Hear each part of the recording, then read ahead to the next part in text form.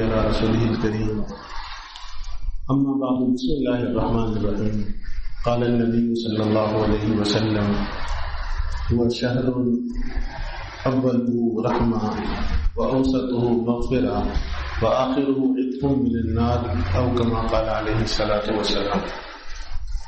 حضور نبی کریم صلی اللہ علیہ وآلہ وسلم نے ارشاد فرمایا یہ جو رمضان کا مہینہ ہے اس کا پہلا حصہ رحمت ہوتا ہے، وَأَوْسَطُهُ مَغْفِرَةٌ اس کا درمیانی حصہ مغفرت کا ہوتا ہے، وَآخِرُهُ عِتْقٌ مِّنَ النَّارِ اور اس کا آخری حصہ جہنم سے آزادی کا ہوتا ہے۔ گویا کہ جناب نبی کریم صلی اللہ علیہ وآلہ وسلم نے رمضان کو 3 حصوں میں تقسیم فرمایا۔ اس کے 3 عشرے ہیں، گویا کہ 3 حصے ہیں رمضان کے۔ پہلے حصے میں رحمت ہوتی ہے، یعنی اللہ جل جلالہ کی صفت رحمان رحیم، صفت رحمت وہ بندوں کی طرف متوجہ ہوتی ہے۔ اللہ کریم کی رحمت تو پورا سال اگرچہ انسانوں کی طرف متوجہ رہتی ہے، لیکن اس پہلے عشرے میں اس رحمت کا خاص بندوں کے ساتھ تعلق ہوتا ہے کہ اگر بندہ تھوڑی سی کاوش کر لے تو اللہ تعالیٰ کی رحمت سے جھولیاں بھر سکتا ہے اور اللہ تعالیٰ کی رحمت کا حقیقی مستحق ہو سکتا ہے۔ تو کس طرح اللہ کریم کی رحمت حاصل کی جا سکتی ہے؟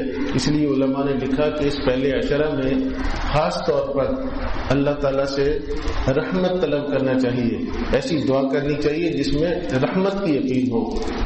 جیسے پہلے عشرے کی تسبیح بتائی جاتی ہے، رب اغفر وارحم وانت خیر الراحمین، رب اغفر وارحم وانت خیر الراحمین، جس کا معنی یہ ہے کہ اے میرے رب مجھے میری بخشش بھی کر دیجئے اور میرے اوپر اپنی رحمت نازل کیجئے، وانت خیر الراحمین، دنیا کے اندر جتنی بھی لوگ کسی پر رحمت کرتے ہیں رحیم ہیں، ان میں سب سے بڑھ کر آپ کی رحمت ہے۔ تو اس عشرہ میں یہ تسبیح تھوڑا کثرت سے پڑھی جائے تو آپ اللہ کریم کی رحمت کے حقیقی مستحق ہو سکتے ہیں۔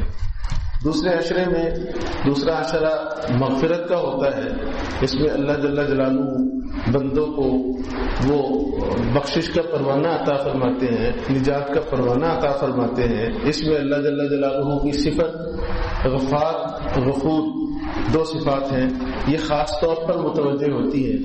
بڑے سے بڑے مجرم، بڑے سے بڑے گنہگار اگر وہ اللہ کریم کے سامنے تھوڑا سا ندامت کے آنسو بہا لیں اور کچھ ان کے اندر احساس بندگی آ جائے تو اللہ کریم بڑے سے بڑے گنہگاروں کو معاف کر دیتے ہیں۔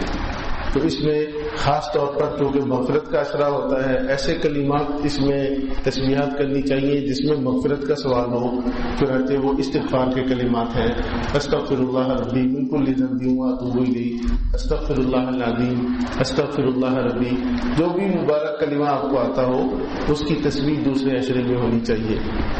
اور تیسرا عشرہ جو ہے وآخرہ عتق من النار، جہنم سے آزادی کا ہوتا ہے، اس میں اللہ جل جلالہ کی صفت منجی، نجات دینے والے، آزاد کرنے والے، تو اس میں وہ صفت اللہ کی خاص طور پر متوجہ ہوتی ہے۔ اگر بندہ تھوڑا سا اللہ کے نام سے سوال کرے تو ہمیشہ کے لیے آگ سے آزادی کا پروانہ مل جاتا ہے۔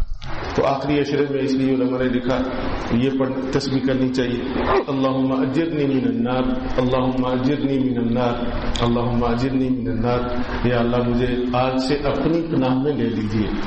تو یہ تسبیح آخری عشرے کی ہے، اس لیے ابھی پہلا عشرہ چل رہا ہے تو آج کل خاص طور پر جہاں ہم اور تسبیحات کرتے ہیں وہاں رب اغفر وارحم وانت خیر الراحمین یہ تسبیح کثرت سے کی جائے۔ اللہ تعالیٰ مجھے اور آپ کو توفیق عمل نصیب فرمائے۔